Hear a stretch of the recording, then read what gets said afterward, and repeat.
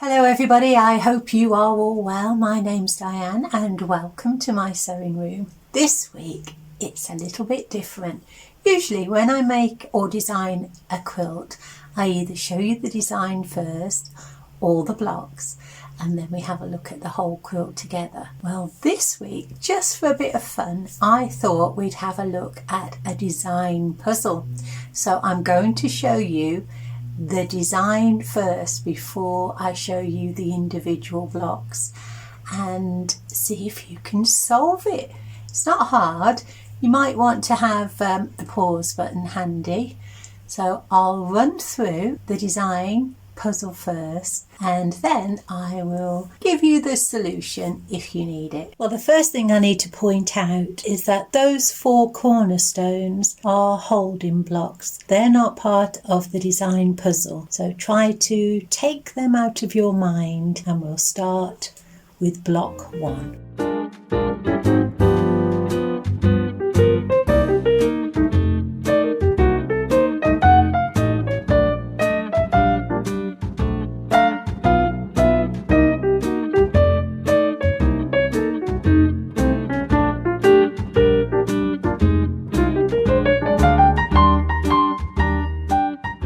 Get it? It's the Fibonacci sequence. So I'll show you quickly the solution to it in case you haven't seen it first time round.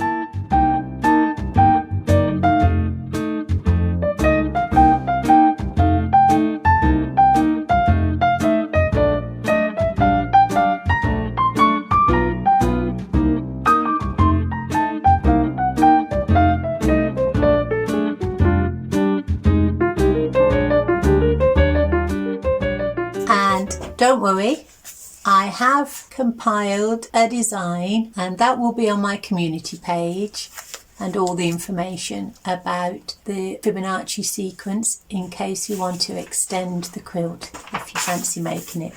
All the blocks that I used were either 10.5-inch squares, 5.5-inch squares, all blocks, and there were 8 actually for the corners, 3 by 5.5-inch pieces, but yeah, great little scrap buster. So now I think I'll tell you the story of this quilt. The Fibonacci sequence.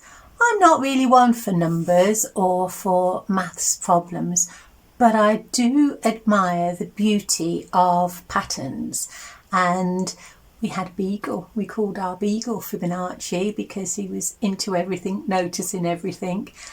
We called him Archie for short. Bit of a mouthful when he's on the field trying to get him to come back. But yes, so Fibonacci sequence. Love that. And I thought about it a long time ago. I thought, oh, I'd like to make a quilt like that. I think that there will be many possibilities of putting that number sequence together in a quilt. You could make this quilt in all solid blocks in the different sizes or all different ways. And the layout could be completely different. So I will probably revisit it again in another way at another time. But for this one, if you saw me make the chandelier quilt, when I finished, there were all bits and bobs all over the table. Normally I just cut those up and put them into my store with the leftover pieces. But this time I thought, oh, I know, I'll just make a few blocks and I'll put some blocks away. I have got some boxes with small blocks in that I haven't really thought about a quilt yet for those. They're just ongoing and I just sometimes fancy making a block for no reason.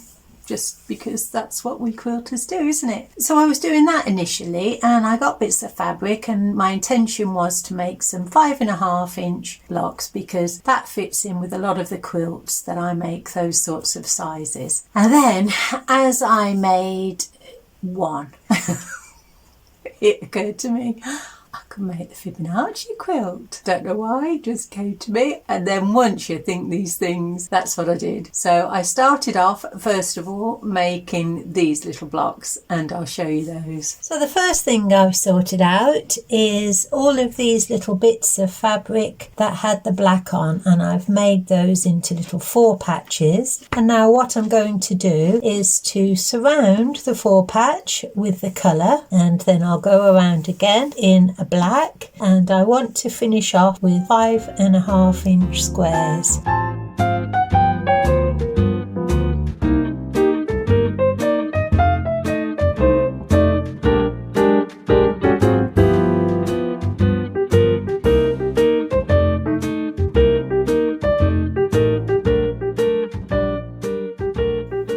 made 13 of these blocks and I've used 8 colours. And so now what I'm going to do is make 8 squares and I'm going to feature all 8 of those colours. It will be slightly different block. I'll show you that. Same construction as this, just a different colour combination. So I made 13 of those blocks and then I made the 8 using all of those similar colours. So that was my next step.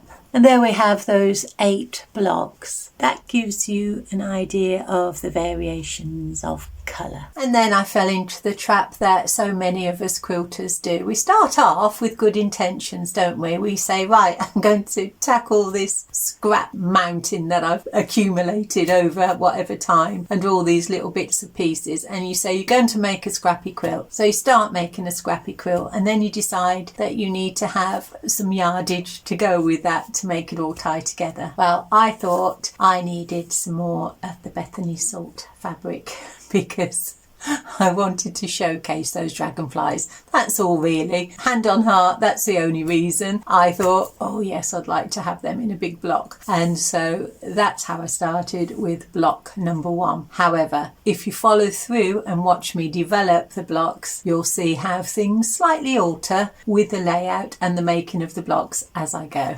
As you can see, I have done nothing to the fabric. It is 10.5 inches square and I've just let the fabric design do the talking. So that is block 1. So this is the way I'm going to construct the second block in the sequence. So I have 3 squares here which are 4 3/4 inches. I've sewn around the edge of each 1/4 inch seam. I've pressed, I've snipped off the corners and now I'm going to cut on the diagonal. So the centre of this block is a little pinwheel and then it has points to the pinwheel which creates a little star, and there are 3-inch cornerstones in each of the corners. I'll put these together and I'll show you what that looks like. And that's the way that block comes together, a nice bright little star. So all of the fabric that I've used in this quilt are still remnants of the chandelier quilt. So I'd bought extra for that quilt and I like the way the colours work together. And this time I just thought I'd like to add a little bit of dark, a little bit of mystery. So I put some black in the background. On the chandelier it was a white background and it's got a completely different feel, but I really like the way the dark makes the bright colours really pop. They sparkle. It's a sort of real vibrancy to it, and so that's why I chose black as the background. And now for this next block I'm going to take one of these little 3-inch squares. So you can see I've fussy cut the orange and then I've edged it in a black and I'm going to make a little churn dash. So all of these blocks are 3 inches. So the black is surrounded by this lovely little orange and then the churn dash is the black polka dot like that. Nice bright block. I'll sew all these pieces together and then I'll add a narrow border all the way around the outside in this blue till it measures 10.5 inches. So I'm calling this one block 3 and we've got this lovely little orange pinwheel and that picks up the orange in the floral parts of this very soft lilac background. And that's it, 10.5 inches. And for block number 5 I'm going to make a lovely little variable star and I fussy cut this beautiful dragonfly. So this first square is 5.5 inches and then I will pop 3-inch half square triangles, fit around the edge like so.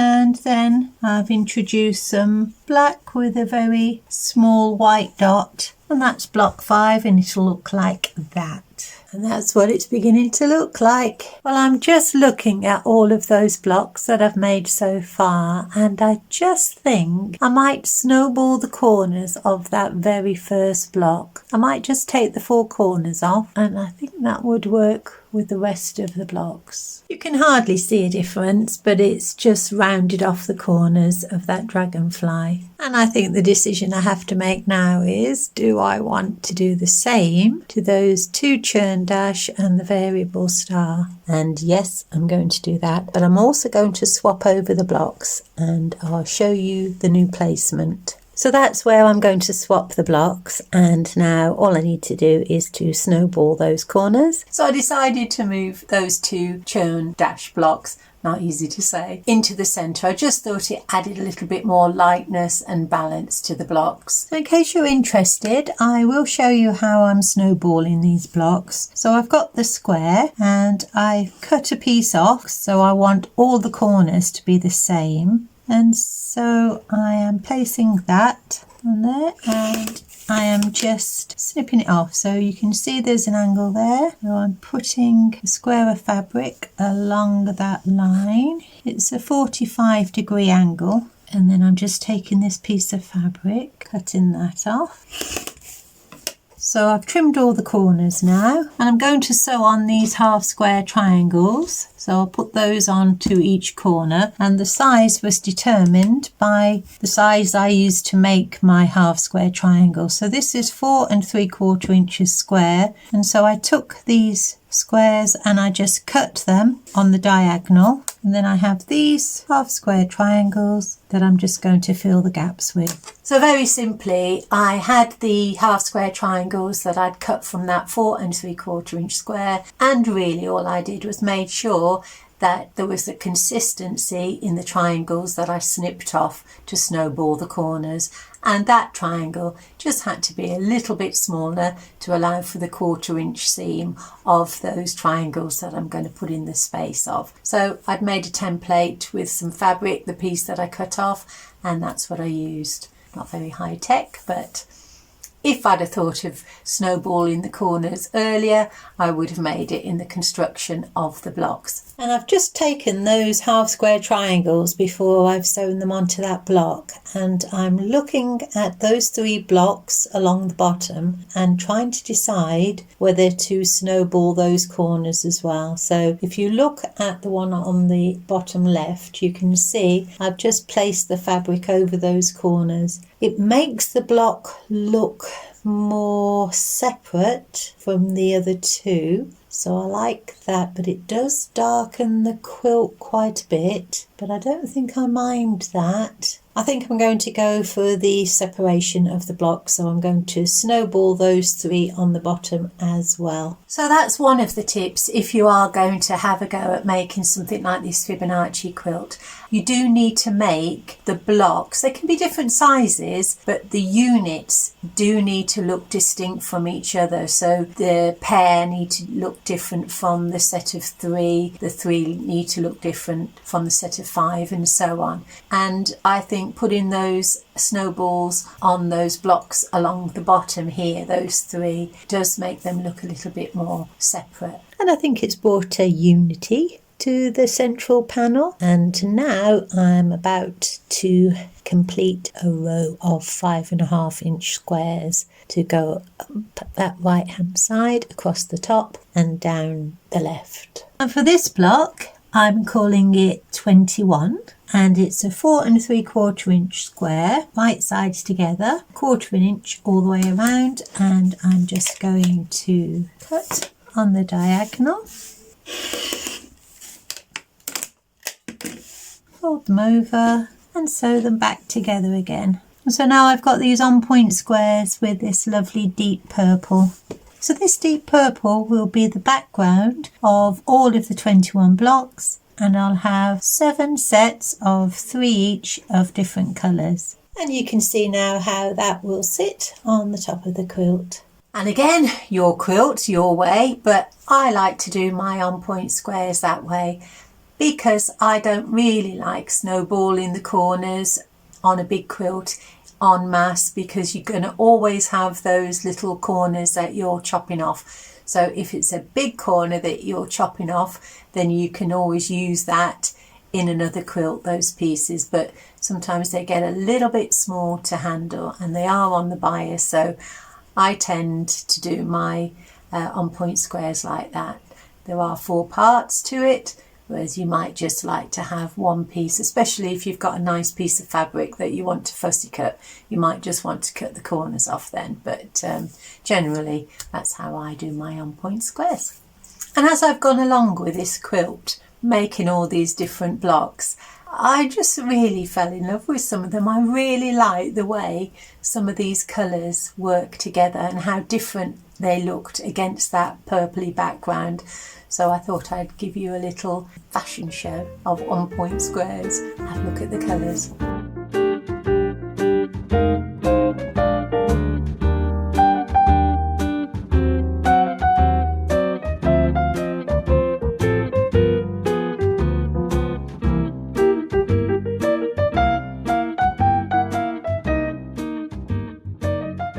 So now I need to decide where to put those beautiful blocks, and I've started off with the bright pink because it's such a vibrant colour. I want to make sure that it's well distributed over the quilt. Well, that's the brightest of the brights in, and now I'm just going to fill in all the gaps. So once I put those on-point squares around the top and the side, there looked like there was a little dark mass in the corner, and that was that single dragonfly block and those set of 5 that touched together. So I decided to separate those, just swap the 2 1 blocks around, block 1 and 1A. It still works in the sequence, and again it sort of added a little bit more balance. Well, I've moved block 1 and 1A, swapped their positions so that there's a gap between the dragonflies, and I think that works better.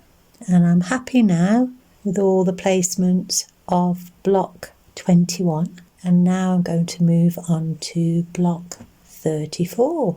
And they're going to be little pinwheels with a black background.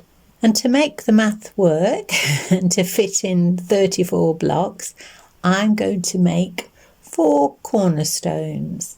So there'll be spacer blocks, I suppose, and I'm going to make them first. So I'll do those. And to create the cornerstone, or the spacer block, it's a 5.5 inch square, and then I've just put these half square triangles together with the black. So I've changed to a black thread. Well, those are the cornerstones and the spacing blocks. You can't really see the detail there, but I'll show you up close. So when I was designing the cornerstones to fit that gap, in my mind I was thinking of a variable star. I've used variable stars elsewhere in the quilt, and I thought that would tie in. But when I constructed it, it doesn't really look like a variable star. Tell me what you think. And is anyone else seeing that huge arrowhead pointing out to infinity and beyond? Well, it's a Fibonacci sequence, isn't it? Infinity and beyond. There's no ending to it. If there's a number before, then there's got to be a consecutive number afterwards. So infinity and beyond it is. So I'm going to start with the bright colours from the Fat Quarter Bundle. I'm not going to use the dragonflies with the navy blue background because the contrast against the black isn't great enough. So I've started with these 4. So I'll find a place for them on the outside border, and then I'll make another 4. So just like I did with the on-point squares, I'm just going to place these around, and I'll move them later if I need to. Well, I finished all the pinwheels, and I think they add lots of movement to the edge of the quilt, and it's a nice border. So all I need to do now is to sew all the pieces together, and that will be the flimsy finished. So I thought I would insert now how I will put this quilt together. I haven't sewn it together yet, but I thought I would show you how, because I need to get the filming done today. And so this is how I will put it together. And I'm going to join block 1 to block 1A. And I'm going to join blocks 1 and 1A to blocks 2, which I've already joined. And there were 3 of those blocks, but I'm not going to join them just yet. I'm waiting for the next blocks. And now I can join block 1, 1A with the 2 churn dash in the middle, and on the right hand side of those with the dragonflies, I can add those, and then I can put the 3 along the bottom. And now I can add those 3 dragonflies blocks which are joined together along the top, and that's that central panel all joined together. And now I will add those 8 blocks to the left hand side of that central panel, And now I can join those 5.5-inch blocks around that central panel. And now I can add those on-point squares to the top. And now I can sew those on-point squares along the left-hand side. And now that round is complete, and we'll move on to the pinwheels. So now I'm going to join those little half square triangles in the grey and the black to the pinwheel strips on the left and the right of the quilt.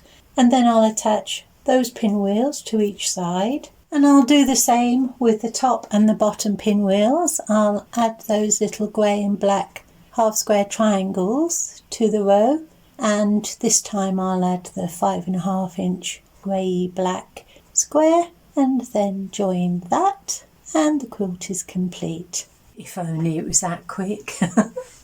But I've made my little label. There we go. So I'm going to put that on the back. So I'll join these now and then I'll start quilting. So I hope to show you that next week, the finished quilt.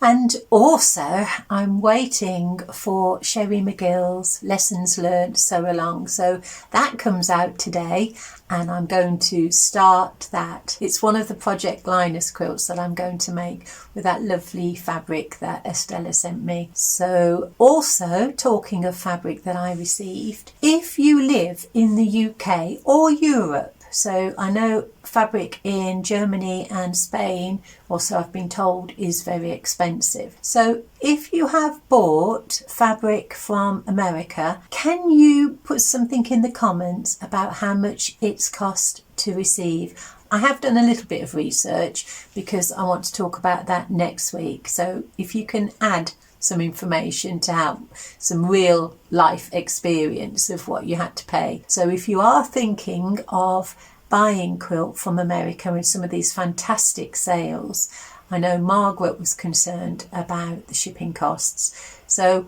before we all plunge into those bargains, I think we just need to just check to see what the add-ons are. So if you can help with that, that would be grand, and I'll put that together next week.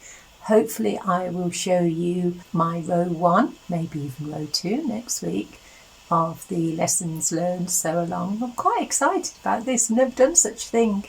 So I'm keeping everything crossed that it works. And I might start on the Charm Pack quilt as well. I am really excited about doing that. So, oh, and the other, I'll show you, that other beautiful bundle of fabric that I received. There are 10 fat quarters there, and I was a bit stumped really about how to use that. But suddenly I had the idea of making a magical garden, really tall flowers. I haven't thought that one through yet, but I've sort of got the germ of an idea. Lots of germs going around this time of year. Anyway, I hope you haven't got any germs and you are safe and well. And if you are still with me, thank you very much for your company. Don't forget to let us know if you have experiences of buying fabric from America if you live in the UK or Europe. And that's it. Take really good care of yourselves, and I'll see you again next week. Bye.